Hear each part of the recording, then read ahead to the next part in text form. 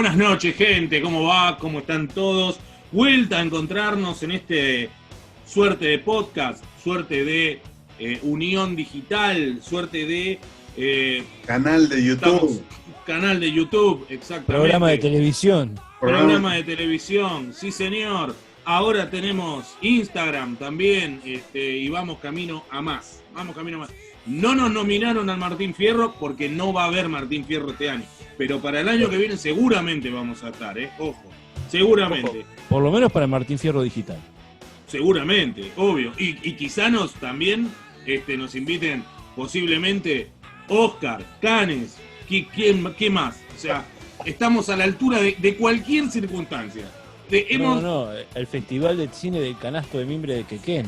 Probablemente también ahí estemos. Somos influencers mediáticos con muchos años de aire, así que bueno. Señores, esto que se llama 3 en línea vuelve a abrirse, vuelve a abrir el telón y acá estamos nosotros tres. Mi nombre es Sebastián López, muy y muchísimo más conocido como El Pelado. Les doy la bienvenida y a ustedes y a mis dos amigos, el señor Adrián Fernández desde México y el señor Cristian Palamara desde Misiones, Argentina.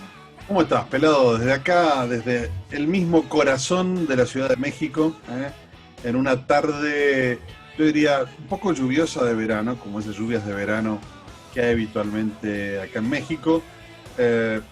Tranquilos, terminando la fase más complicada de la cuarentena acá, pero ya tratando de volver un poquito a la normalidad y a todo. Bien, qué buena onda, porque eso también, antes hablábamos un poquito en la producción, hablábamos un poquito con Poppy, y decíamos que ya todos estamos necesitando volver a la normalidad, porque si no nos morimos de COVID, nos vamos a morir de un tema mental, porque ya la verdad habría que empezar a abrir la tapita del termo, sacar la cabecita y ver qué onda, porque ya estamos todos un poquito inflados. Pero bueno. No, pero yo creo que toda esta situación también nos hace revalorizar ciertas cosas.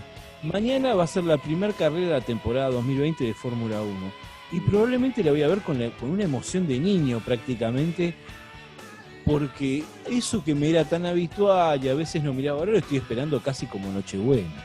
¿Y qué te pasó a vos? Vos sos futbolero, cosa que no, ni Adri ni yo lo somos. ¿Qué te pasó con esta vuelta al fútbol en Europa? No, es un delirio, es muy extraño todo. Primero las reglas que cambiaron, tantos cambios. Después jugar sin público es como estar viendo un amistoso. Hay cierta presión, viste, que los jugadores no están sintiendo. Vos sabés que lo escuchaba Bielsa particularmente hablar de eso. Le preguntaron ahora en el Leeds qué se siente jugar sin público. A pesar de que, no sé si en todos los partidos, pero en el Leeds le ponen como el sonido de estadio también. Lo que decía Bielsa me pareció súper interesante. Decía que la fuerza, la energía que transmite el hincha, el fan, ¿sí? La afición, es irreemplazable y que ojalá no nos acostumbremos a reemplazar el hincha de carne y hueso por un hincha virtual, ¿no?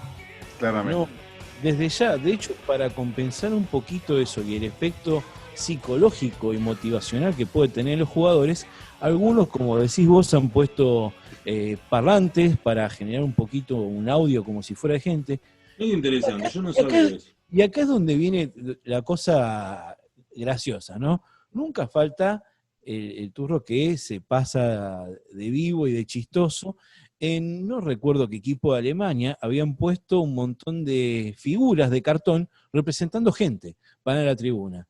No sé quién se le ocurrió y metió una silueta de Bin Laden en la cancha. Estuvo muy original. Bin Laden te alenta, no sé, a Hannover, qué sé yo. Sí, la verdad es muy loco. Se ven raros los partidos. Yo recuerdo ver Barcelona, hará 2 semanas, no recuerdo con qué equipo había jugado, con Mallorca. Y la verdad jugaron muy al trotecito y tranquilo y un partido casi desprovisto de emoción, te diría. Sí, le falta algo, ¿no? Que al final la hinchada le da, yo diría que le da ese corazón, le da ese alma que no puede ser reemplazado. Y me gusta ahora, Bielsa, yo creo que la gente está pasando, en la que me incluyo, una situación muy, muy loca y muy extraña. Porque yo el otro día, por ejemplo, estaba leyendo las noticias y leo, en Mendoza abren bares, restaurantes, y no me acuerdo qué otro local más. Y la sensación mía fue, qué ganas de estar en Mendoza para poder ir a tomar un café.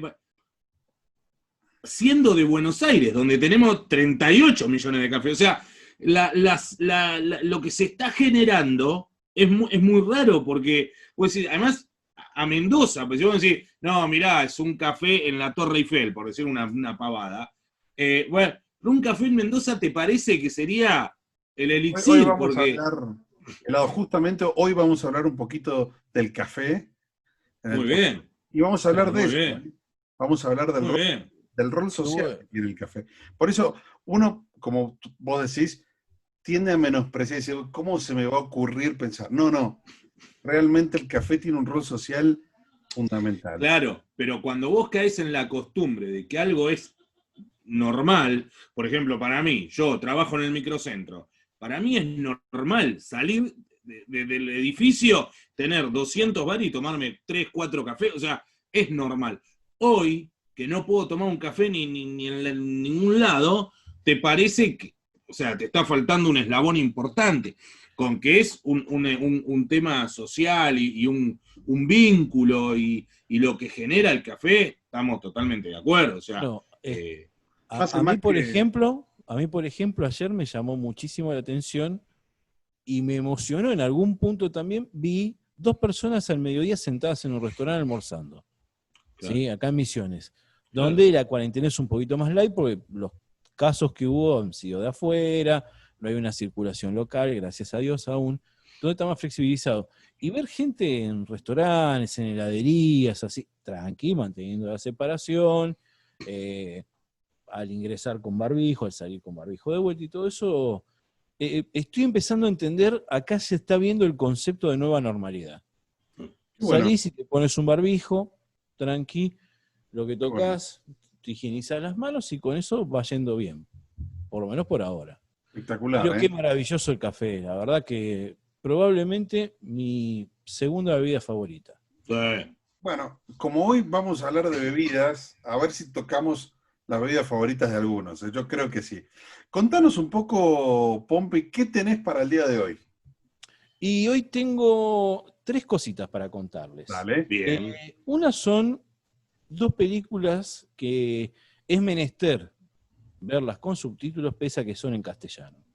La verdad es imposible. No, créemelo, surgió casi como una apuesta. ¿Pero qué son? ¿Actores sin dientes? ¿Actores No. lengua partida? ¿Qué les pasa? Actores Claro. Vamos a poner un paralelo. Viene una persona de la parte más castiza de España y lo llevamos a ver un show del Negro Álvarez, hablando en cordobés puro. Le agarra una neurina. Se le va a complicar. Bueno, lo mismo me sucedió, estamos hablando de una película mexicana y una chilena. Y después un pequeño frutillito, un postrecito para cerrar esta gran torta de diversión que vamos a armar hoy. Y bueno, entonces, es una escuchame. jugada que hicieron con un juego de computadoras. Bueno, dale. Entonces, vamos a hacer una cosa, porque yo ahora me enganché con lo de el tema de las películas, las no entendibles, y sí o sí subtítulo pese a escanear. Así que, ¿por qué no arrancás y te doy el puntapié inicial a vos, Pompi? Perfecto. Bueno, les cuento, la otra vuelta estábamos viendo una serie nueva de Netflix acá con Maru, que se llama Casi Feliz, de Sebastián Weinreich. Altamente recomendable, muy divertida. La vi. Y yo le decía a ella, me gusta verlo con subtítulos porque a lo mejor me pierdo alguna parte del diálogo, eso me mejora. Ella me decía, pero si está en castellano, no es necesario. Le digo, mirá, depende. Yo hay 2 películas que vi sin subtítulos y me hubiese gustado mucho verlas, porque si bien entendí el sentido, no recuerdo un solo diálogo, porque para mí eran francamente irreproducibles. Estamos hablando, en primer lugar, de la película Rudo y Cursi, una película mexicana. Sí. Sí, conocida. ¿Esa es la que está Franchella? Exactamente, Franchella La del equipo de fútbol. descubre talentos, los talentos son 2 hermanos. No se entiende un carajo. Exactamente, y es que aparte Imagínense me que había ellos son... olvidado. Tenés No, razón. es una película fantástica. O aparte tiene muchas lecturas, ¿sí? Además es un delirio, la película es un Es un delirio. delirio, ¿No? es un Es delirio. un Uno termina con una delirio. gamba amputada. La película es de 2008, Claro, ¿sí? Gael García Bernal es uno de los hermanos que quiere ser cantor de música mexicana, música del interior mexicana, y le dicen cursi, pues es muy romántico, se enamora de todo. El hermano es Diego Luna, ¿sí? Es Beto, que es el rudo, que es arquero, que es pesado y quiere ser jugador de fútbol, ¿sí? Y Guillermo Francella es el manager que los descubre, pero solamente puede llevar a uno de los dos, y empiezan acá los problemas del conflicto entre hermanos, ¿sí? Y lo que le hace divertida a la película es que es ligera, es de 1 hora 45 minutos, no es muy larga, y por sobre todo combina esta cosa de fútbol, México, música norteña. Ellos son de una aldea agrícola llamada Tlachatlán, es una aldea ficticia, Bueno, ustedes saben que acá en y hablan México, muy el estilo del interior del mexicano, ¿no? ¿no? Y aparte, acá en México son especialistas en los nombres complicados para las aldeas. Sí, no, pero en México son complicados. El otro día estaba leyendo 2, 3 casos, porque ustedes tienen, o sea, un historial copado de Omni dando vueltas por ahí. Ahora, estaba queriendo entender los nombres de los valles, de la montaña. Hay que ser un hijo de puta para ponerle los nombres que le ponen, porque... ¿Tiene alguna, digamos, explicación? Porque muchos de ellos, todos los que terminan en Tepl, Petl, Claro. todos vienen de lengua náhuatl, casualmente. Y Claro. otros No. vienen de lengua otomí, como el famoso pueblo de Jaimito el Cartero, Tangamandapio, que realmente existe acá en Michoacán, ¿no? Tangamandapio. Bueno, Yo siempre pensé que no. estaba la historia del relator siempre que decía la lleva Blanco, el delantero Blanco, claro, porque Blanco se llamaba Cuauhtémoc, que es un nombre como muchas consonantes, para tirarlo en medio de un relato deportivo se complica un poco. Un grande Cuauhtémoc, un gran delantero, por cierto. Bueno, la película, la verdad, es muy divertida, se van a matar de la risa, tiene drama, tiene comedia, tiene muy buenos actores, tiene una historia que pega vueltas, es muy llevadera, pero no se entiende un solo diálogo, y creo que buena parte de la gracia radica en eso, ¿sí? Yo lo único que recuerdo así, diálogo de la película, en un momento que llegan a una casa, está completamente vacía porque embargaron todo, y uno de los hermanos le pregunta al otro, ¿pagaste la deuda? Y el otro dice, me faltó un chingo. Listo. Yo un chingo pensé que era un poquito, y acá el amigo Adrián me dijo que por el contrario, un chingo es bastante, no es un poquito. La palabra Ahora, yo siempre me quedó la duda de algo. ¿Por qué no se le entiende a Francella? ¿Por qué no se le entiende a Francella? ¿Por qué habla? No, vamos a decirlo, de Francella se entiende porque está como demasiado porteño, muy, viste, te dice que yo me compré una zapatilla, viste, qué sé yo. Claro, pero tampoco, ¿viste? Decís, este pelotudo no tiene por qué hablar así. Bueno. es un Está poco, pensada probablemente para México. claro, es un poco el estereotipo argentino en México. Vamos a decir, Francella hace de porteño, argentino, chanta y garca. Claro, Es bueno, el argentino, básicamente. el argentino. Claro. Bueno, a mí la verdad que esta película que contaba Pompi, yo a ver, cerraría tomándome un café viéndola, ¿no? ¿Vos qué decís, Pompi? Y la verdad que un café vendría muy bien. O si no, ¿qué otra cosa nos podés sugerir al respecto, Adri? ¿Qué Bueno, puede haber? yo quería contarles un poquito hoy de qué la Hace tanto que no le pido nada a un mozo, por lo menos me voy a sacar el gusto con vos, Adru. Bueno, vamos a tener 5 bebidas para pedir hoy. La idea es... Bien. Lo hicimos sin la preproducción porque la idea es que la próxima vez que hablemos de bebidas, que tengo preparado una segunda parte, es que todos vayamos degustando en la casa de cada uno. Hacer el programa medio bueno, sí. Bueno, vos te acordás que todos había uno. No todas son alcohólicas. ¿Sí? Porque bien. el top 5 de hoy se llama las 5 bebidas en la historia del mundo. Así que más que top 5 hay como una especie de cronología de las bebidas. ¿Sí? Está buenísimo también. Está interesante. Si vamos a chupar que sea ordenadamente. Algunas con alcohol, algunas sin alcohol. Para no distraernos más, la primera bebida es una bebida fundamental en la vida de todos los hombres y por qué no de todos los seres humanos, que es la cerveza. ¿Sí? La cerveza, pero quiero referirlo un poco a la historia, ¿sí? Inicialmente, el Homo sapiens, miren, para atrás me fui, ¿eh? Bueno, Descubre el fuego, pasa de la prehistoria a la historia. Inicialmente es recolector y cazador, nómade, ¿sí? Y empieza a hacerse sedentario, a quedarse en algún lugar y a cultivar, ¿sí? Y lo primero que empieza a cultivar son los cereales, ¿sí? Son aquellos granos tan interesantes. Precisamente el origen de la cerveza viene un poco desde ahí, desde el almacenamiento de los cereales. Cosechaban estos cereales, estos granos, el trigo, la cebada, y los guardaban en huecos, en piedras, pero nunca eran del todo impermeables esos lugares. Al mojarse, esos propios granos empiezan a la propia diastasa, las enzimas que tiene esos propios granos, empiezan a tornar el almidón en azúcar. Y lo primero que pasa es que se empiezan a hacer un poco más dulces, ¿sí? Ajá. La segunda etapa es que esa propia azúcar empieza a fermentar. Y ahí tenemos la primera bebida de cebada, de trigo, que es como una especie de cerveza muy, muy primitiva, ¿sí? Tan primitiva que ya existía como 3.000 años antes de Cristo, y su origen está muy relacionado a toda la parte de Egipto, de la Mesopotamia. Tanto es así que a los constructores de las pirámides de Egipto les pagaban con unos panes de cebada y un poco de agua con cerveza, una especie de cerveza diluida. Así Sería que, como el Pancho y la Coca, básicamente. ¿Ya en esa época había levadura? ¿O la levadura se formaba con la cebada mojada? es muy interesante. Uno piensa que para hacer todo este tipo de cosas uno como que tiene que agregar la levadura. Hoy en día se agrega una levadura, ¿sí? Pero no, la levadura está en todos lugares. Son como las bacterias que hay en el aire, en las cáscaras de los granos también hay levadura, y esas mismas levaduras son las que primero, digamos, esas enzimas van a transformar el almidón en azúcar, y luego las levaduras van a transformarlo. Ahora, Adri, y en ese momento la cerveza, ¿no? ¿Era rubia? ¿Se sabe? ¿Se conoce?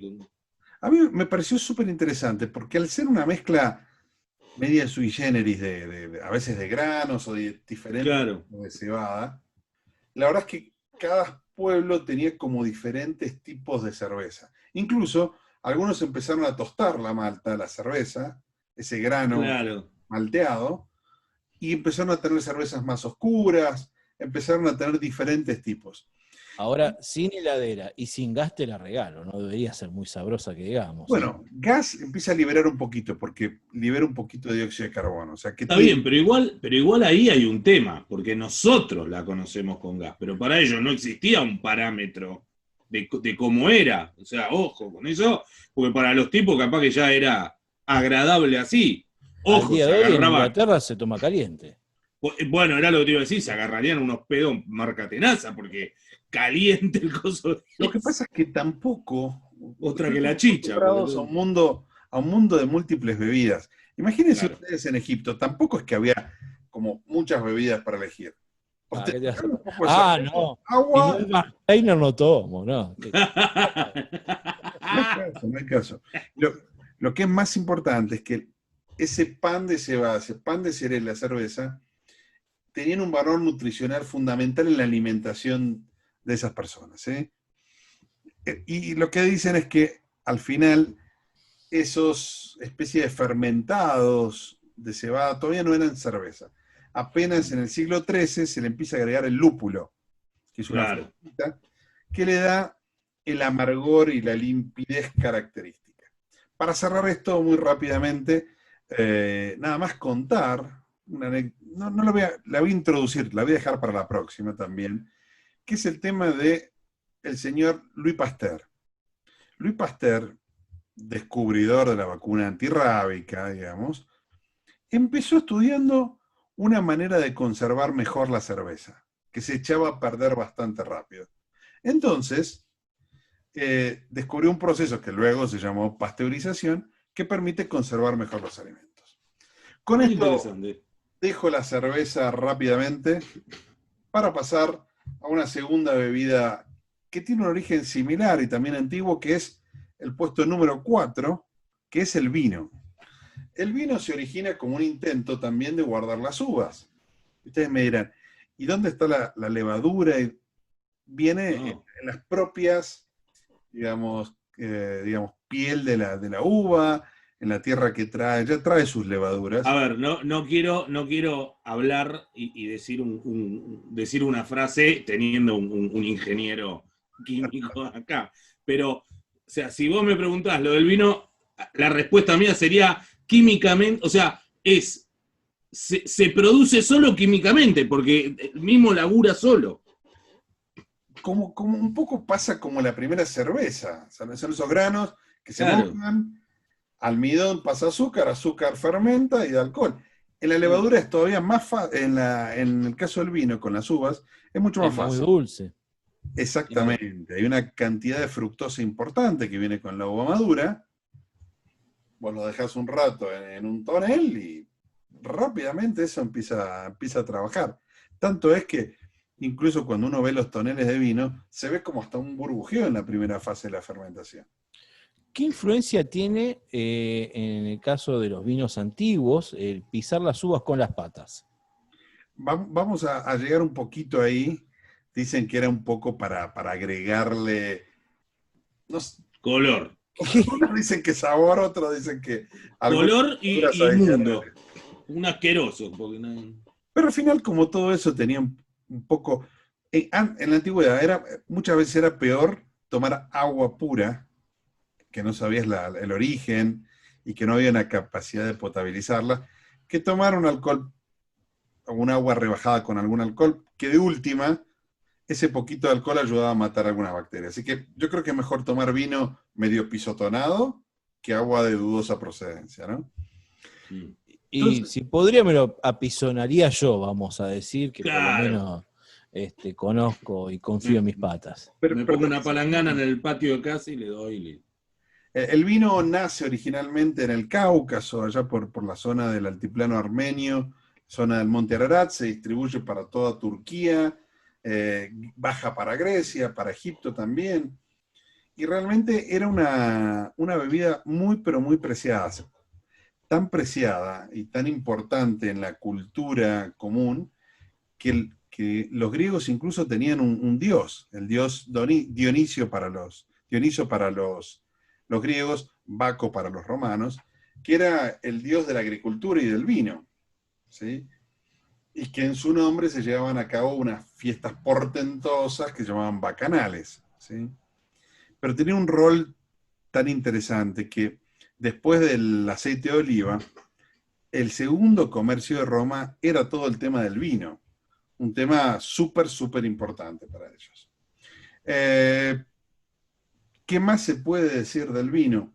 Es tan importante el vino que si ustedes piensan, el primer milagro que hace Jesús en la Biblia es precisamente transformar, en las bodas de Caná, se había acabado el vino y transforma unas tinajas, ¿sí?, de agua, 6 tinajas de agua, las transforma en 6 tinajas del mejor vino. Dicen que esto lo traen, la Biblia cristiana lo trae incluso de la mitología griega y romana. Tanto es así que la fiesta de Dioniso era el 5 o el 6 de enero, y las bodas de Caná acontecen exactamente un día 6 de enero. Pareciera ser que toda esta historia del milagro viene un poco empujada por esa mitología del vino.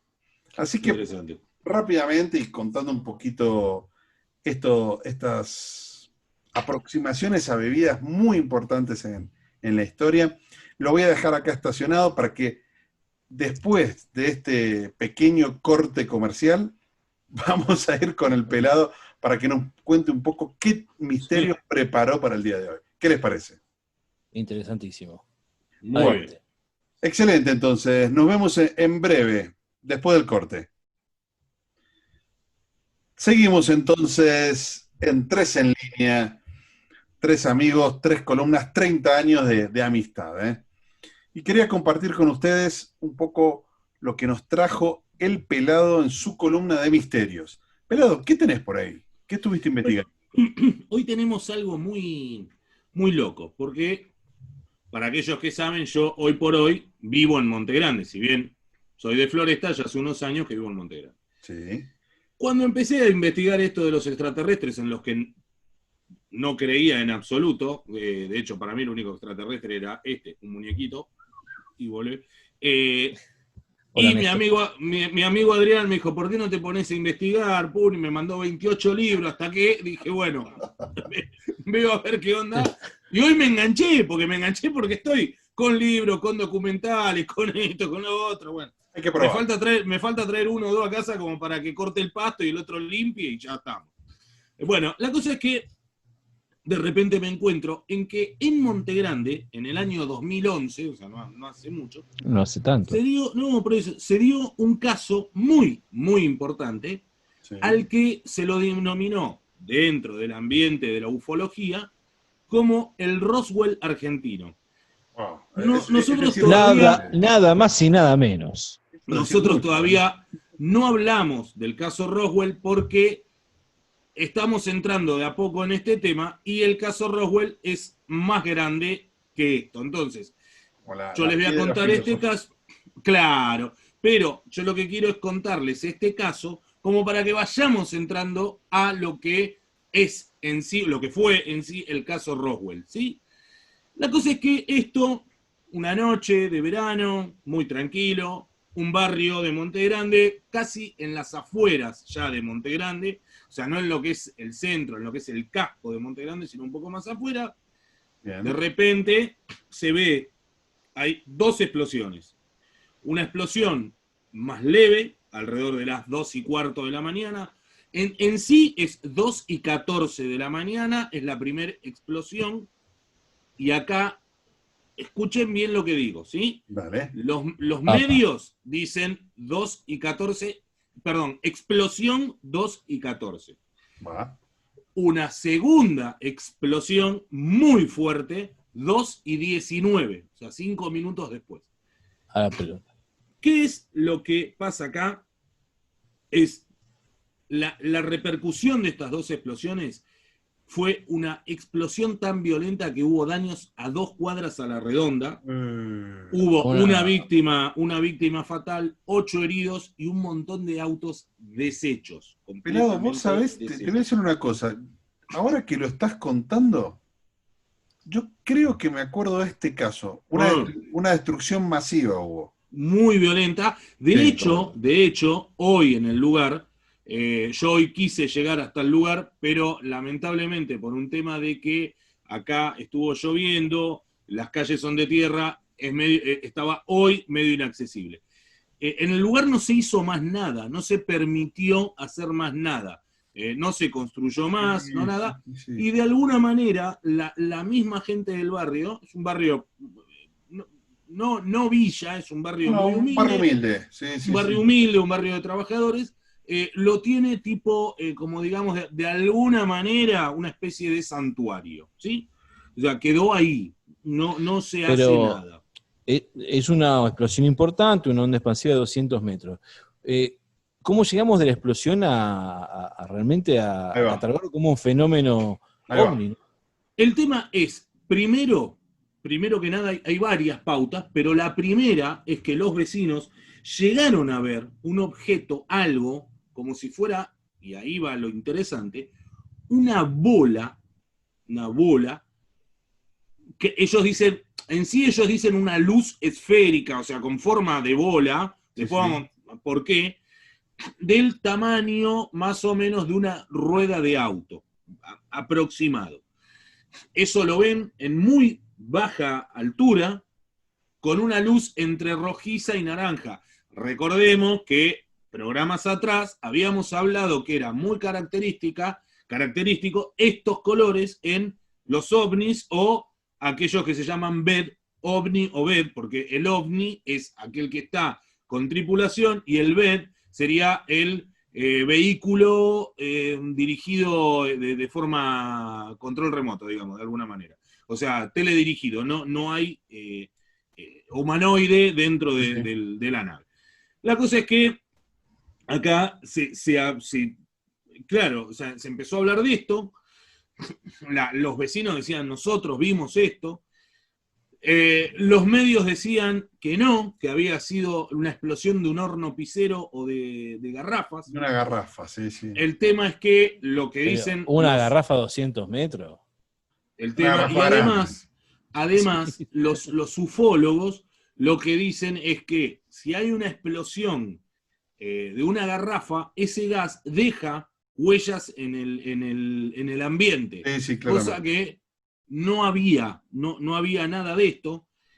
No estaba el horno pisero, nadie conocía el horno pisero. Y acá viene lo llamativo de esto.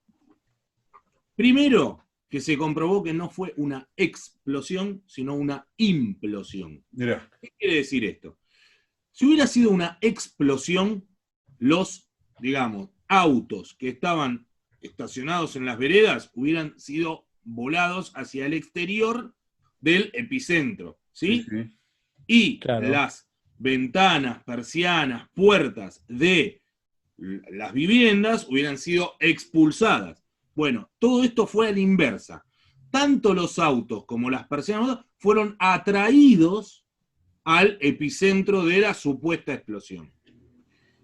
En muy poco tiempo, después de haber detonado esto, llegó un equipo en camionetas, vestidos todos con protecciones, sí, sí. Bajaron, pusieron una carpa gigante en el lugar, no se podía ver absolutamente nada, y cuando salieron de ahí, se llevaban en cajas herméticas cosas que fueron levantando del lugar donde se dio esta explosión, dicho por los medios, implosión, dicho por la gente. Se llevó todo eso. Nadie sabe quién era esta gente. Nadie sabe si eran del gobierno, se habló que podían ser del servicio de inteligencia, pero no hay una certeza de quién ni nada. Y ahora sí voy cerrando. Hay gente que lamentablemente fue amenazada para que no hable de lo que vio. Y acá los voy a enganchar un poquito con un tema que vamos a ver en otros programas, que son los famosos hombres de negro. ¿Quiénes son los famosos hombres de negro? Son aquellos que tapan este tipo de eventos en la Tierra para que no circulen entre la gente común de que hubo, de alguna manera, un episodio extraterrestre dando vuelta. Y ahora sí voy al final de esta primera parte de esto, y es que lo que se pudo comprobar es que los ufólogos lo que dicen es que esto no fue un ovni, sino que fue una sonda de exploración. Ah, claro, sí, sí, sí. Que la implosión esa, ¿qué pasó? En la primera explosión, que fue a las 2:14, esta sonda rebota contra algo, porque tuvo un accidente, porque tuvo un desperfecto, lo que fuese, y se autodestruye a las 2:19 contra el barrio. Por eso la explosión más grande es a las 2:19. ¿Qué es una sonda de exploración? Se los voy a contar más adelante, después de que Pompi nos ilustre un poquito más con su cultura pop y Adri nos comente un poco más qué podemos tomar mientras seguimos viendo este 3 en línea de hoy. Así que bueno, los dejo con esto. No, impresionante. Sonda de exploración. Impresionante, pelado, ¿eh? La verdad es que ahora que lo contaste me acuerdo del caso. Incluso habían dicho que había sido un pedazo de meteorito que había llegado ahí. Pero claro. Yo escuché lo del meteorito, es verdad, ¿eh? Pero sí, ¿por qué? Sí. ¿Por qué? ¿Pero por qué? Porque hubo, anterior a la explosión, una lluvia de como si fueran unas piedritas. El tema es que lo que se determina después es que esas piedritas, cuando se llevaron a analizar algunas por gente del barrio, no se supo de qué material es. Mira. Que lo hablamos en otros programas de un caso de una abducción. Me acuerdo. Pero qué bueno, un caso súper interesante y aparte... Súper autóctono. Súper autóctono. Claro. Estamos hablando de cuáles son 45 kilómetros de Buenos Aires, de Capital Federal. 40 kilómetros de Capital Federal y a 50 cuadras de donde vivo yo. O sea, muy, muy cercano, que después cuando les voy a contar, porque esta zona, cuando empecé a investigar, es una zona que, bueno, es bastante patrullada, digamos.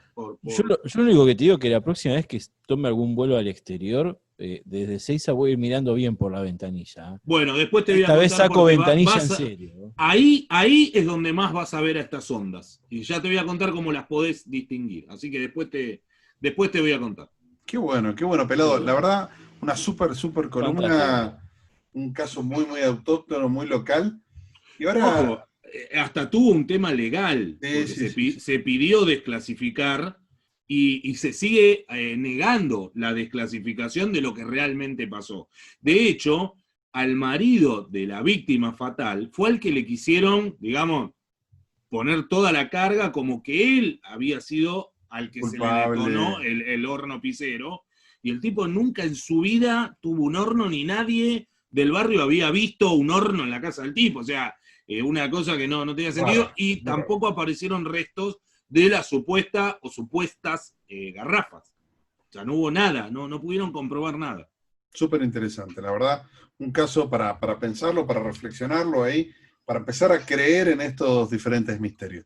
Yo creo que ya llevamos un par de programas, me parece que ya estamos creyendo. Yo creo que, claro, o sea, sería un poquito difícil no creer. Como mínimo, no estar seguro de por qué habríamos de estar solos en el universo. Mirá, el otro día escuché una frase muy interesante y es: seríamos muy estúpidos y egoístas pensando que estamos solos en el universo. Tal cual. Estoy totalmente de acuerdo. Yo siempre pensé eso. Vamos a ver. Hablando de gente que habla casi tan raro como un extraterrestre, mentira, es un chiste. A todos nuestros hermanos chilenos, nuestros amigos, vamos a hablar de una película chilena que es fabulosa. La verdad que la historia es increíble, me gusta mucho, pero también el diálogo cuesta mucho. Es un acento que no es muy fácil, el acento del chileno, su forma de hablar el castellano. Yo creo, Pompi, que es uno de los acentos más complicados de toda América Latina, ¿eh? Algunos dicen que el porteño es complicado. Yo creo que sí. Yo creo que el más complicado es del propio santiaguino, ¿no? Del propio local de Chile, ¿no? Exactamente. Les voy a contar acerca de una película que se llama No, del 2012. Es un drama, pero es muy interesante, porque vamos a decir, está recreada a partir de una obra teatral que se llamaba El Referéndum, ¿sí? Acerca de la presión que a finales de los 80 sufrió el gobierno de Augusto Pinochet, el gobierno, vamos a decir, militar, de facto, y donde el tipo lo intiman, la comunidad internacional, a convocar un referéndum. Y el tipo lo hace confiado realmente que va a ganar. ¿Sí? Un referéndum para ver si continúa con el gobierno de él, con su forma de gobierno, con la dictadura, o si convocaba elecciones dentro de un esquema democrático. Y realmente el tipo, manejando la campaña, manejando los recursos, manejando la televisión, manejando todo, dijo, ganamos de taquito. Y realmente es muy interesante la historia porque convocan a un chileno, un publicista chileno que se llama René Saavedra, ¿sí? Está interpretado por Gael García Bernal, lo cual también lo hace mucho más interesante porque es un mexicano hablando en una suerte de castellano chileno. Qué loco, termina siendo muy loco, muy interesante, y la actuación de él es genial. Y bueno, muestran la historia de cómo de a poco, naturalmente sabemos que Pinochet dejó, afortunadamente, de ser presidente de Chile, cómo pierden el plebiscito, donde van perdiendo, y terminan ganando, ¿sí? Y muestran el camino y cómo cambia la sociedad y cómo cambia la mente dentro de ese background, ¿no? Que es lo interesante también, que es los 80 es una década de ruptura en general. Claro. Es el final de la... en todos los sentidos, ¿no? Es una época de fin, o sea, es una década de fin y arranque. O sea, Esto sucede un año antes de la caída del muro de Berlín. Claro. Que es como lo más disruptivo a nivel mundial, pero probablemente a nivel local, imagínense que tanto Argentina como Brasil ya habían restaurado sus democracias. Exacto, es el y cambio. Chile quedaba. Y además, los 80, digo, en varios segmentos, ¿no? El muro de Berlín, el final de la Guerra Fría, el final de los gobiernos de facto en Latinoamérica, pero también, sumado a eso, es la primera década de la digitalización. Ahí comienza las primeras Mm. computadoras. Entonces es una década de Entonces, cambio profundo. Interesante. las computadoras, comienzan los instrumentos musicales digitales que dejan de lado la parte analógica. Es una revolución, es una década, la verdad, increíble. Y esto es un reflejo muy, muy interesante de ese momento y de ese cambio y es un cambio de mentalidad de todo un pueblo, ¿no? Es buenísimo. La película es muy buena. Honestamente, se entiende poco y nada para nuestro oído que no está acostumbrado o habituado a la forma de hablar chilena, pero la película es muy buena, honestamente muy buena, a tal punto que fue nominada a Mejor Película Extranjera. Mira, ¿Sí? Bueno, Sí. La primera nominada por Chile alguna vez al Oscar, ¿no? La verdad es una película muy buena, a mí me gustó mucho, es muy dinámica también, y la historia es interesantísima. Es interesantísima porque aparte es como una historia también tiene ese background de la historia de superación, ¿no? Porque los tipos arrancan perdiendo por mucho, después pierden por bastante, y así hasta llegar a dar vuelta a la tortilla, ¿no? Y honestamente a mí me gustó muchísimo esa película, pero tiene la particularidad esa. Tampoco entendí mucho de lo que decían, pero la película se entiende. está muy bien, está muy bien. Hay que poner. Recomendable, recomendable. Muy buena. Esto es una película que ya tiene unos años, lo ubican por Torrent. ¿Cuántos pompitos le ponemos? No, 4. Esta tiene 4. 4. Ah, muy bien. Y Rudy Ah, muy Cursi bien. también, 4. Realmente me divertí 4 también. muchísimo viéndola. Sí, Me sí. parece Está bueno, Pompi, hoy está muy bueno. está muy benévolo. No. Vengo de. He visto cosas que me han hecho emocionarme más cuando recuerdo esta, pero son muy buenas. A mí me gustaron mucho, qué sé yo, la verdad. Muy bien. A mí la van a pasar bien. Eso se Bueno, trata, ¿no? entonces podemos seguir. Para mejorar el Ahí va. momento, vamos a decir, cierta sequedad de garganta no es aconsejable a la hora de ver una película. ¿Con qué podríamos humectarla? Pero bien. Como diría, que era función privada, ¿no? Los dos viejos mamados que tiraban los sábados a las Gente humectada por dentro y por fuera. Mamá, es complicada. Justamente hablando de función privada, vamos a hablar un poco del puesto número 3, que son los destilados. ¿Sí? Ah, Ya empezamos livianito, empezamos con la cerveza y el vino, y ahora que llegamos un poco a la Edad Media, necesitamos ponerle un poco de color a este top 5 para entrar en las bebidas un poco más interesantes, diría yo, ¿sí? Y lo primero es que esta idea de los destilados, los árabes, que son los que desarrollaron todos los principios de la química y de la alquimia, ya venían trabajándolo desde hace muchísimos años. De hecho, fueron los que inventaron un poco los utensilios, los elementos necesarios para la destilación, al que llamamos alambique, que es como una retorta, como un envase con una caída, con una salida, donde ese gas ese vapor se enfríe y condensa, ¿no? Eso me lleva a preguntarme, es también el principio con el cual se obtienen aceites esenciales, ¿verdad? O algunos aromas o fragancias. Vamos a decir, ¿el destilado deriva de la perfumería o viceversa? Ubicarnos en tiempo. Mira, la verdad es que los árabes empiezan a desarrollar esto como un método de extracción, ¿sí? Y la verdad es que están hermanados de algún modo, la extracción de ese espíritu alcohólico, con qué poesía lo digo, de ese espíritu alcohólico, o de ese aceite esencial, de ese espíritu aromático, ¿sí? bien. Entonces, de algún modo, están hermanados. Yo creo que no se pueden separar. Tanto es así que esto que llamamos alambique viene del árabe, de una palabra es al-ambik, y del griego que se llama ambix, que es ese, nosotros los químicos llamamos retorta, ese recipiente especial para la destilación. Tanto fue así que con la llegada de las invasiones árabes en la península ibérica, van llevando todo este conocimiento árabe hacia Europa, y de ahí empiezan a desarrollarse un poco en la Baja Edad Media toda la alquimia, ¿no? Tanto era así que este destilado, que en principio fue un destilado de vino, ¿sí? Al que llamaban aqua vitae, agua de la vida, ¿sí? Era un agua que daba vida, que enriquecía, que aflojaba, que alegraba, ¿sí? Era el famoso aguardiente o espíritu de vino, Ah, mamá. que era un vino muy enriquecido en alcohol, ¿sí? tanto fue así que hasta el siglo XV se lo usó de manera casi medicinal. ¿Sí? Y Te levantaba un fiambre. totalmente, los árabes que son buenos, yo tengo un respeto profundo por la cultura árabe, porque ya tienen un conocimiento fuerte de la alquimia, de la química, de los vinos, de los cafés, de los tés, y de la comida, que es fantástica la comida árabe, ¿no?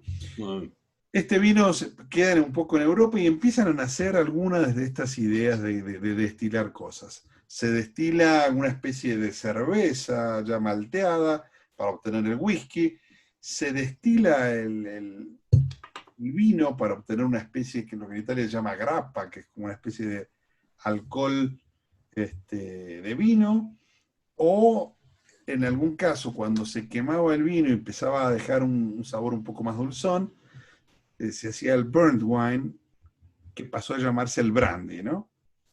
Brandy. Yo pensé que venía por el Bourbon, mira. No, exactamente, el burnt wine para traer el brandy. Voy a cerrar esto muy rápido. Esto con la colonización se descubre o se empieza a trabajar mucho más fuerte algo que es fundamental en nuestras vidas, el azúcar, la caña de azúcar. Claro. Y de la caña de azúcar empieza a salir la tercera familia grande de destilados. La primera es los destilados de la cebada, los destilados, por así decirlo, del vino y de sus vinos aromáticos, y el tercero son los destilados de la caña de azúcar, que se puede dejar fermentar y que en América había en mucha abundancia. De ahí nace el famoso y bien querido ron, bebida de piratas con la que se forman en diferentes proporciones el grog. Varios tragos que han dado alegría a mucha gente. Tem uma cachaçinha, Peraí. Exactamente. ¿No es cierto?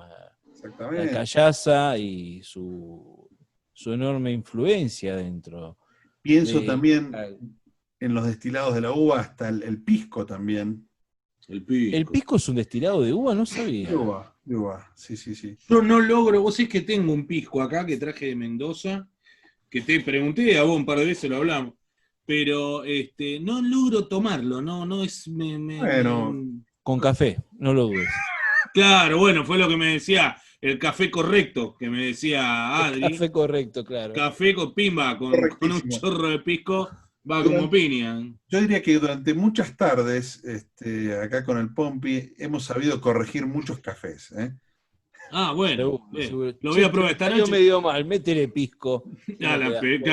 Esta noche vamos a probar entonces. Bien, y justamente, bueno, hablando de café correcto, voy a hablar de la cuarta bebida y me voy a guardar la última para el final, ¿sí? Sí, señor. El puesto número 2 es una bebida que es fundamental en mi vida, que es el café. El café para mí es el alma mater, el agua de la vida. Para mí no es el vino, no es el destilado, es el café, ¿sí? Quiero contar una anécdota muy sencilla de cómo dicen que se descubrió las propiedades del cafeto. Dicen que en África, en Etiopía, un pastor llevaba unas cabras y las vio comerse unas bayas, unos frutos amarronados, rojizos. Vio que la cabra empezaban a arrancar con más fuerza, a tomar energía, a energizarse, con lo cual este famoso pastor decidió probar estos frutos, que no eran otros frutos que los frutos del cafeto, de la planta del café. Y efectivamente vio que eso le generaba mucha energía. Dicen los mitos que esa fue la manera en que la civilización descubrió las propiedades energizantes del café. Por eso, el pastor no durmió en 3 días y en 3 noches. Las cabras tampoco, jodieron. Las cabras tampoco, rompieron los huevos 3 días lilo las cabras. El famoso pastor Coppola. No, definitivamente. Y los árabes, por eso digo que los árabes estaban prendidos en todas, no le queda una colgada a los árabes. Guardan un lugar muy grande en mi corazón gastronómico. La fiesta de los pibes también, son mamá. Ya lo conocían, ya lo tostaban en el siglo XV, y eran un poderoso, como ellos llamaban, renovador de energía, un estimulante poderoso, ¿sí? Que hacía que la gente que estaba de guardia no se quedara dormida, que a los sabios árabes les iluminaba las ideas, que es un poco lo que me pasa a mí a la mañana. una buena taza de café me ilumina las ideas. Y sos un sabio árabe, No árabe, sabio más o pero sí menos, sabio. pero me gusta el café, ¿eh? Capo total. Bueno, es que ese es el tema. Yo creo que todos en alguna medida necesitamos estimularnos con algo y despabilarnos. Algunos lo harán con mate, otros lo harán con café, qué sé yo. Mi estimulante precisamente es el café. Mate, poco y nada tomo. Bueno, yo te iba a decir, a mí, la verdad, bueno, ustedes me conocen, a mí me encanta el mate, yo estoy tomando mate todo el tiempo. Pero para activarme, a veces necesito un café. Yo por lo general el café lo tomo amargo y fuerte. O sea, bien brea y sin nada de azúcar, ni leche, ni nada. Yo tengo acá mi tacita, bueno, matemática en este caso, pero tengo mi tacita de café que me acompaña en las pausas. No, si Está no- perfecto. Entonces, y para cerrar este tema del café rápidamente, el café llega a Europa a través de viajantes que compran mercadería en el Medio Oriente y conocen esta cultura Claro, como mercancía. como mercancía, pero además empiezan a ver que en todas las zonas árabes, en el Cairo, en las diferentes ciudades influenciadas por los árabes, el café tiene un rol social. El café era el lugar, era el momento donde se sentaban los sabios, como tantas veces nos hemos sentado con ustedes, amigos, a Y en discutir. cada lugar Y en cada lugar, ¿sí? Pero importante, hemos tomado cada café desagradable, Dios mío. no solo era el café, sino también la compañía. Y eso es algo que se extendió muy rápidamente en toda Europa. Por eso contaba antes que el café tiene un rol social fundamental de atraer a esos sabios, de traer esas culturas y de poner... La principal serie que habla de una de las relaciones más antiguas que puede haber entre los seres humanos, que es la amistad precisamente, la serie icónica acerca de eso es Friends, ¿verdad? Que vamos a decir, por lo menos de los últimos tiempos, que realmente un 30% de la serie transcurre dentro de un café. Claro, Ellos se juntan a tomar café, el Central Perk. ¿Sí? Tienes razón. Anteriormente con Cheers la acción giraba en torno al bar, pero en los 90 eso se cambió, que es el inicio de Starbucks y todo eso, y cómo ese modelo o esa imagen transmitida por Friends llega a universalizarse, no solo por la televisión, no solo por la influencia de la cultura, sino por estas cadenas que se instalan y toman el café como una cuestión de encuentro casi. Bueno, pero ahí me voy a meter y ahí no, o sea, lo que vos decías, yo creo que al que le gusta el café y le gusta el café como punto de encuentro, no es partidario de las cadenas de café. Yo, por ejemplo, a mí no me interesa ir a tomar un café a Starbucks, o sea, no lo tomo como un punto de encuentro Starbucks. Vos me decís el café, por ejemplo, el café frío de Starbucks con crema y qué sé yo qué historia, me gusta, pero no es el café en vaso que me gusta tomar a mí, el café fuerte en vaso de vidrio. Está bien, yo ahora dejé de fumar, pero fumándome 1 o 2 puchos en una vereda de Plaza de Mayo, mirando a la gente, o sea, o en uno de los bares de Barracas, hace no mucho estuve, que ahora cerró, por la cuarentena cerró, estuve hará 2 años atrás, y vos sentís ahí adentro la mesa de madera con la fórmica blanca, el vaso de vidrio para tomar el coso con el vasito con el platito blanco. Eso es impagable. No hay eso nada, es impagable. No hay nada más antagónico a la idea natural de café que tenemos de Buenos Aires que un Starbucks. Claro. Eso desde ya. La verdad que sí, pero yo quizá lo tomo un poquito más universalmente. Sí. Hay lugares donde increíblemente no hay café. He tenido la oportunidad de vivir 2 años en Brasil y en Porto Alegre no hay café. Es una de las cosas que más les gusta a los brasileños cuando van a Buenos Aires. Hay padarías. Hay padarías, puede haber una confitería, te podés sentar en la plaza. ¿Qué es padarías? Panaderías. Panaderías. Tirando a confitería. ¿Viste esas confiterías que sirven café? Que hay ahora. Sí.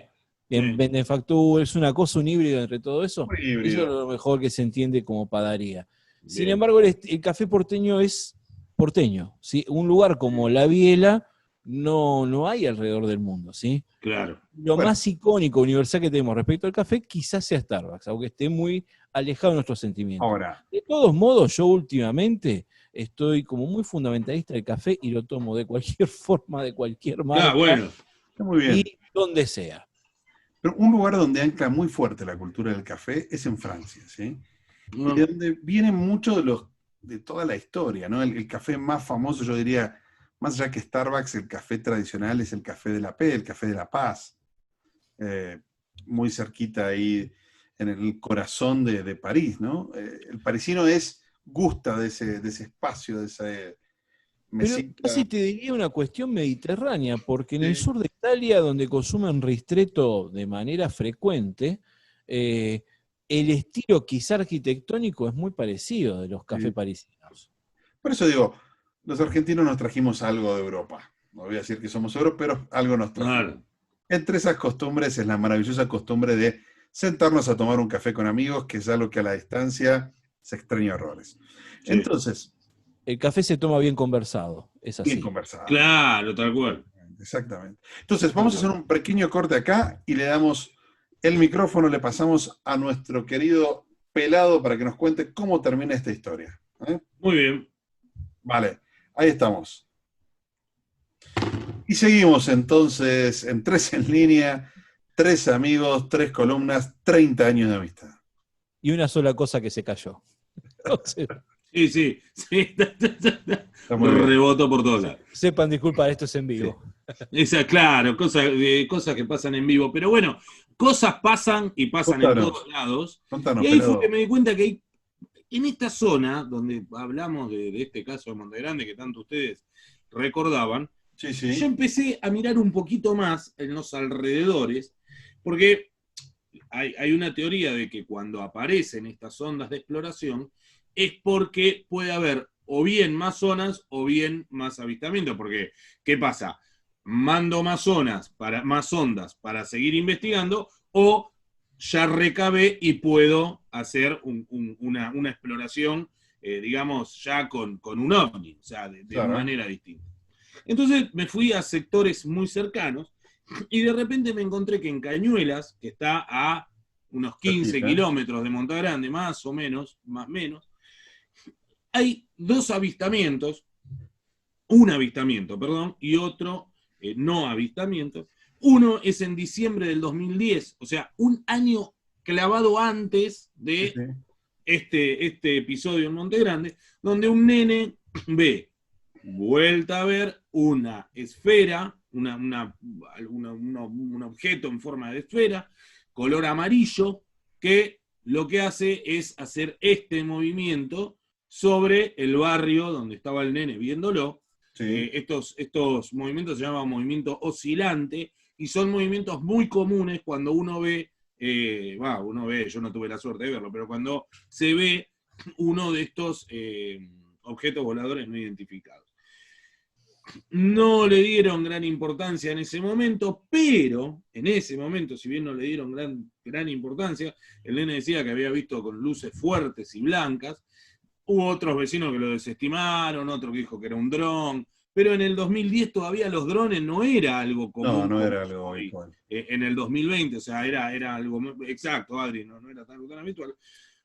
El tema es que cuando pasan los días, esa misma noche se habían visto muchos, o sea, se habían visto varios objetos en la zona de La Plata y Ensenada, el mismo día.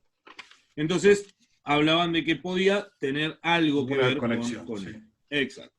El otro caso de Cañuelas es una cancha de fútbol del Club Cañuelas, donde de una noche para el otro día encuentran un círculo quemado en el medio de la cancha.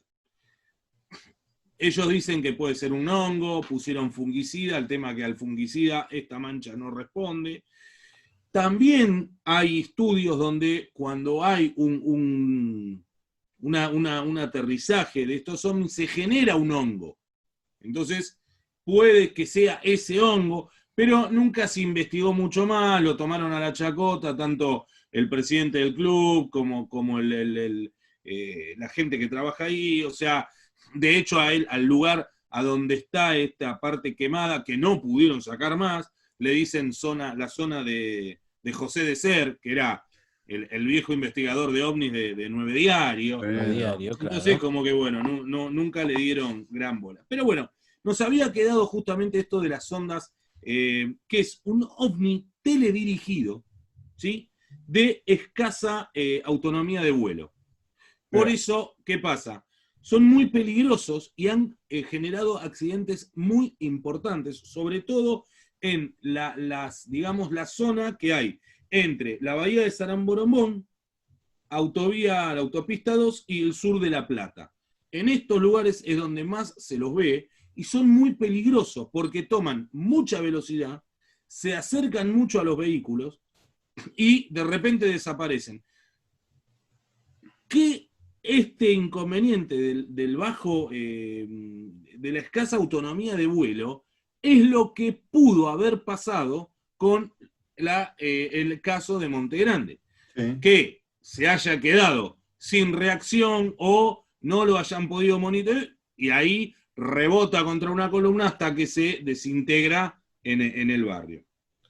No puedo dejar de pensar en lo hilarante de la situación de ponérsela contra un ovni, ¿no? La verdad. No, claro. Bueno, hay un caso en la autopista. Hay un caso en la autopista. Sí. No sabía. Una combi que viene con chofer, pasajeros, y a su izquierda, bola naranja y roja, los va acompañando, de repente lo pasa y se le pone enfrente en la autopista. Y el tipo empieza a frenar, porque dice esto. Bueno, la cosa que la bola esta acelera y se le venía de frente al de la combi, el de la combi no sabía qué hacer, y metros antes levanta y desaparece.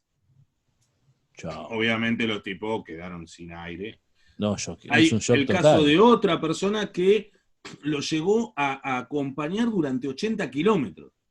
Hasta que desapareció. Yo recorrí mucho tiempo diariamente esa autopista, de día, de noche. Es una zona bastante solitaria, ¿eh? La nochecita, claro, Está el Parque Pereira Iraola, la rotonda de Alpargatas, no hay nada por ahí. Propensa. Pues es que a esta zona, los ufólogos le dicen que es un gran nido de ovnis. Y de avistamientos, y de avistamiento de humanoide. De hecho, dicen que es más conocido la zona del Uritorco por lo comercial, pero que en esta zona, de los aproximadamente 1.500 avistamientos, huellas, casos que se da por año en la Argentina, 500 por lo general son en esta zona. Entonces sería mucho más elevado que el Uritorco. Y bueno, ya como para ir cerrando, me gustaría que comentarles que estas sondas, bueno, tienen el tamaño de una rueda, o sea, al investigar es el tamaño de una rueda de auto o una pelotita de tenis. O sea, depende cuál sea. El tipo. Si tomamos la de la rueda de auto, sería lo que dijeron los vecinos en el 2011 que habían visto antes de la explosión. Claro. Esto da, y ya para cerrar, algo muy, digamos, cómico de alguna manera. Estas luces son las que, de alguna manera, se les empezó a decir la luz mala. Que en el interior se la asocia con el diablo, con el espiritismo, pero hay que también puede ser, pero hay otro sector que dice que la luz mala serían estas sondas de exploración. De hecho, ya habían estado en la Segunda Guerra Mundial y es lo que los pilotos les decían los Foo Fighters. Y eran sondas de exploración que los acompañaban en los vuelos. Así que bueno, con esto vamos cerrando y los dejo como para que sigan investigando un poquito de las sondas de exploración y nos escriban a 003enlinea@gmail.com o en nuestro canal de YouTube o en nuestro Instagram, que es 003enlinea. También ahí nos pueden arrobar, nos pueden escribir, nos pueden mandar mensaje directo y los tres o alguno de nosotros tres va a estar encantado de leerlo y responderlo. Por supuesto que sí. Bueno. Interesantísima esta situación, interesante lo de la compañía. Honestamente me parece una situación entre hilarante y choqueante, ¿no? Porque extraño. Esa es una zona muy particular, ¿eh? Pero lo extraño de tiene que haber una energía especial. Yo creo que sí. Pero además lo llamativo de estas ondas es, ustedes escucharon como yo les fui contando, que estas sondas no atacan. O sea, No, no. generan el Claro, accidente, no, pero por un accidente, por un desperfecto, pero no es que la sonda le pegó a la combi o le pegó al avión, o sea, pero por no sé, Lo que pasa es que, error, comete el accidente. claro, todo depende de quién venía por la derecha, ¿viste? Aparte de tener en Tal cuenta cual. que la La jugada grande como una baliza, casa, claro, el Omni no tiene seguro. tal cual, La tal regalo, cual. chocar Y contra el menos, Omni. que menos en cuarentena, si no tiene el permiso, cagaste. Cuarentena. Pero bueno. Qué bueno. Bueno, les voy a contar Pompi, una ¿qué nos quedó? una historia que me pega muy personalmente porque corrobora una teoría mía que la vengo sosteniendo hace como 40 años. A ver. El tema es así, estamos hablando de una situación particular. Cuando niño me gustaba mucho jugar a los videojuegos, ¿no? Y tenía uno en la computadora, en la PC, que me gustaba mucho, que era el PC Fútbol, ¿no? Donde uno organizaba el equipo, lo paraba en la cancha, y yo organizaba el banco de suplentes, pero me gustaba ponerlo ordenadito. Arquero, 2 defensores, 2 mediocampistas, un delantero, ¿sí? Y tenía un amigo mío que lo ponía desordenado. Ponía primero un delantero, después... Y yo le decía, pero, che, qué desorden, ¿cómo vas a presentar un equipo así? El tipo me decía, ¿pero qué te crees? ¿Que la computadora tiene un ojito que está mirando el banco de suplentes? Digo, no, las computadoras no tienen ojitos, pero sí tienen algoritmos. Los algoritmos son parte del código de programación para que la computadora haga algo cuando sucede algo. Por decirlo así, muy vagamente, explicarlo muy popularmente. Años después sale un juego, vamos a decir un arcade para las máquinas de los fichines, los videojuegos, Sí. que se llama el NBA Jam, ¿sí? Y había un cierto mito de un equipo que perdía contra otro siempre, cada vez que se jugaba. Pero pasaba de mito a paranoia gamer, como mucho, o como esta situación donde mi amigo me decía que la máquina tenía ojitos, no puede ser que vea y que un equipo pierda siempre.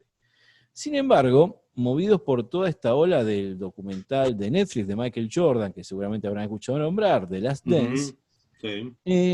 habla en toda esa historia y habla de una cierta rivalidad que había entre su equipo, los Bulls, contra los Detroit Pistons.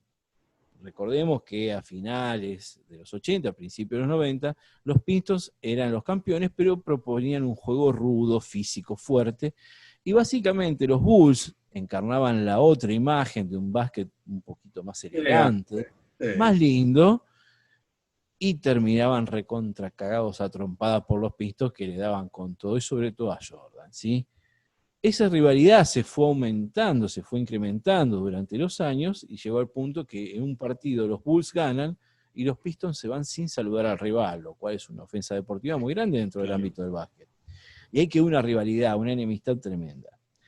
Resulta que a mediados del año 93 se empieza a trabajar en un proyecto en el juego NBA Jam, que seguramente habrán visto en los videojuegos, un juego de 2 contra 2 en básquet, y el programador, un señor que se llama Mark Turnell, que es como la pesadilla y la realidad de todos los gamers hoy por hoy, el tipo oriundo de Detroit, le toca programar este juego, ¿no? En pleno auge de los Bulls, para la empresa Midway que quedaba en Chicago. Simplemente sacamos unas conexiones y hace poco el hombre reconoció haber programado el juego para que cuando los Bulls jugaban contra los Pistons, erraran siempre el último tiro, cosa de que ganaran los Pistons. Por decirlo de alguna manera, es como si yo programara un juego de computadora donde Boca siempre tiene 3 tiros en el palo y no invoca un tiro al arco en todo el partido contra River. El tipo le salió el fanático de adentro, con todo respeto, querido Mark Turnell, flor de turro sos, si eras hincha de los Bulls, porque te programó un poco al revés. Siempre hay alguno, ¿eh? Era como una paranoia que no tenía asidero, y el tipo reconoció haber escrito en el código específicamente para que pierdan los Bulls contra los Pistons. Se le salió el hincha de adentro, tremendo. No, ¿y cuántos debe haber de esos? ¿Cuántos otros programadores deben haber metido, sin llamarlo easter eggs o...? No, por supuesto, pero a veces te pasa que te tiran, mirá, elegiste tal equipo de la segunda de Alemania, comprás 3 jugadores y le ganás al Real Madrid 4-0 caminando. Claro. Es una cosa zarpada. Ahora ya son más editables los juegos, la gente tiene más herramientas para modificarlos. Pero sí, honestamente es un delirio. Siempre hubo esa paranoia, siempre hubo ese easter egg oculto en el juego, Sí.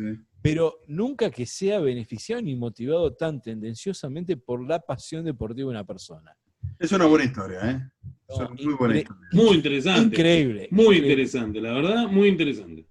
La verdad que Bueno, sinceramente es una cosa de locos. Yo creo que podemos ir al puesto número 1 de estas bebidas.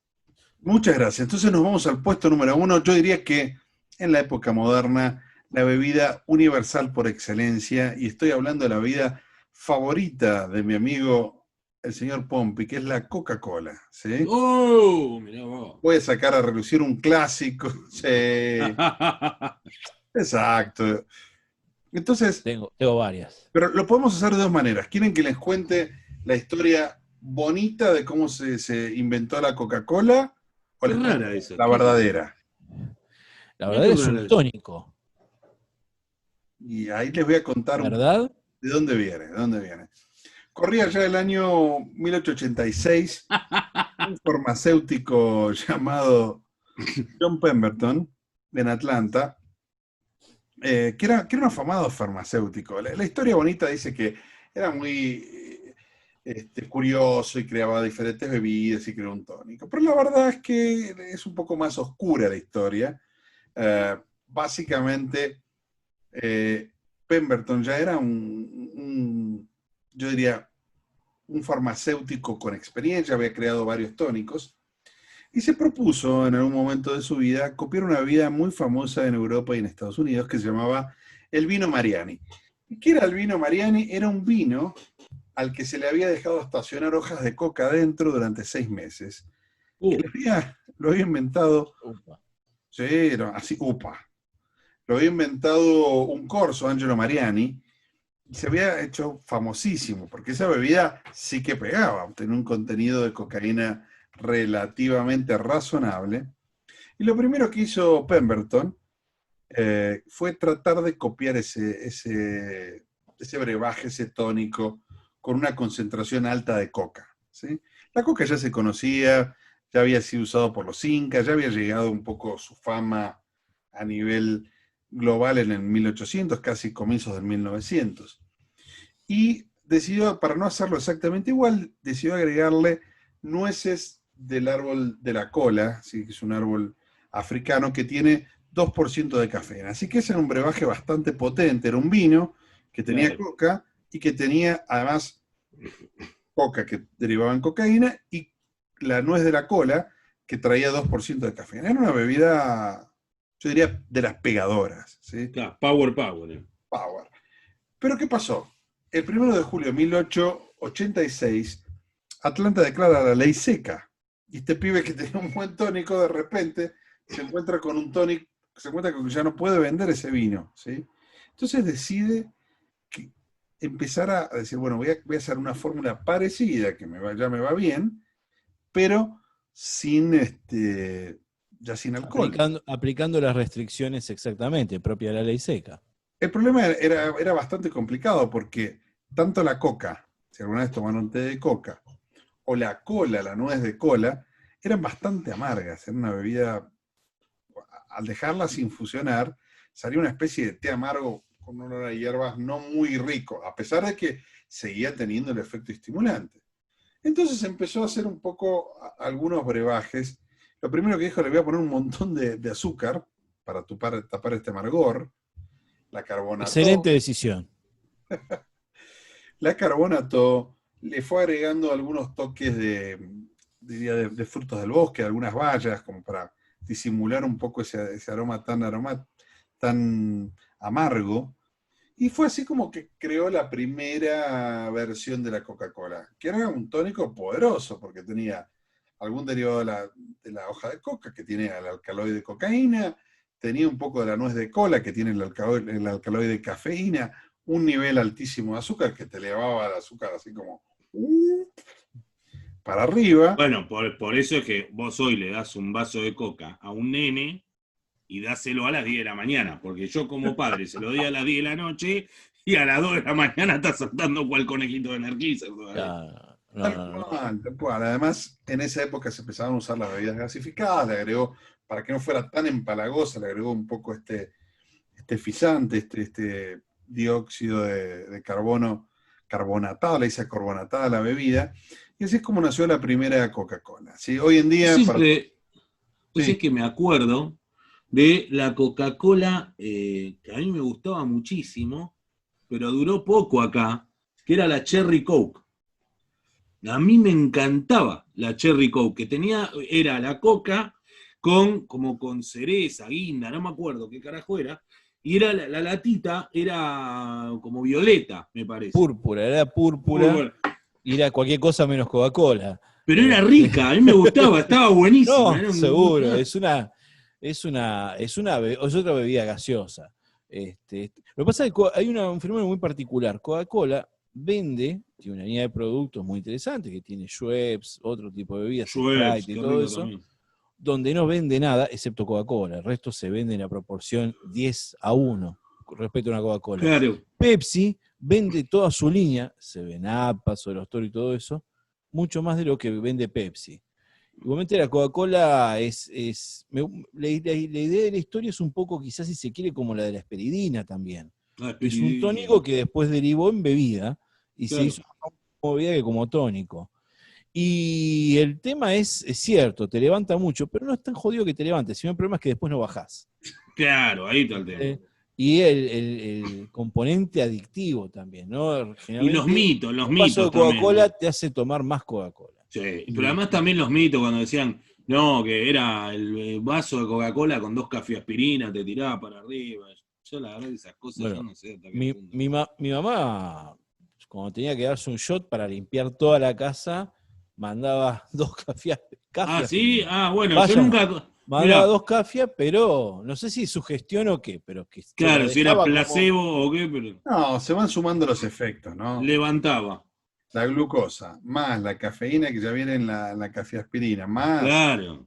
Ahora, ¿cuál de todos esos componentes es el antioxidante o el que corroe el óxido que permite destrabar el tornillo más turro del mundo? Bueno. Es una maravilla. Muy eso, bueno. Me estoy anotando ahora hacer un top 5 de usos de la Coca-Cola también, ¿eh? Ya lo estoy anotando. No, seguro. Porque ojo, para sacar calcamonía también va como piña. Sí, por eso... No sabía eso, derrite el pegamento. Va como piña. Los mil usos. Pero impecable. Hay un componente que es el que hoy día permite hacer eso.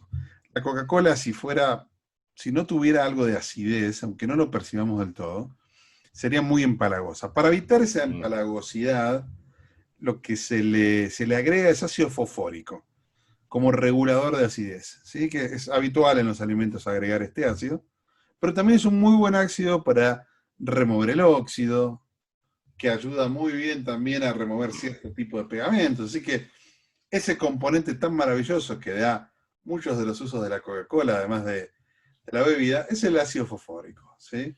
Yo confieso que tengo un par de herramientas para limpiar con Coca-Cola, pero me da muchísima pena gastar Coca-Cola en eso. He llegado al momento y he dicho, mamerato, anda a cagar. Y que quede todo agarrado como está. Claro. Bueno, gente. Terminamos el top 5 y yo creo que vamos terminando también el programa, ¿no, Pelado? Yo creo que podemos ir cerrando. Muy buen programa hoy, la verdad que tuvimos un poquito de 2 películas que terminamos entendiendo gracias a Pompi, porque no las habíamos podido entender, porque el lenguaje era prácticamente inentendible y venían sin subtítulos. Y además nos enteramos de un fanático que adulteró un juego del que seguramente muchos niños tuvieron una frustración grande porque su equipo no ganaba. Por el otro lado, tomamos 5 bebidas, que una mejor que la otra. Me dio sed. Y sí, a mí también, yo me voy a tomar un whisky ahora. Tuvimos las 5 bebidas, que una mejor que la otra, y una para cada situación, lo cual está buenísimo. Y nos enteramos de unos casos de ovnilogía o dibujos en acá nomás. Monte Grande, acá nomás, en Buenos Aires, y aprendimos que es una sonda de exploración. Así que yo creo que hoy podemos ir cerrando, así que desde acá, desde Buenos Aires, les mando un abrazo grande, que tengan un muy buen cierre de día, Y les mando un abrazo muy, muy grande a mi amigo Adrián, a mi amigo Pompi, y para que ellos se despidan. Un Lo mismo, lo saludo mismo. gigante para todos nuestros oyentes, yo diría, por deformación de radio, para todos los que están en México, todos los que están en Buenos Aires, en Argentina, en Brasil, en Chile, donde están todos nuestros amigos. Un abrazo gigante.